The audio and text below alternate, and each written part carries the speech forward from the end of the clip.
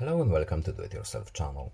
Today I will show you where to find the option and how to customize a floating shortcut for Speak on-screen keyboard input aloud function in Samsung Galaxy S24 Plus phone.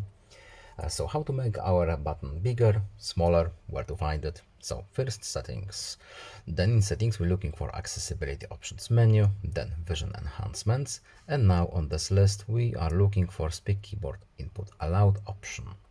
Now here we have our shortcut, and when we open this menu we have to first enable the function to have a shortcut. Here is our floating shortcut, and to access options for this button we need to go to this button here.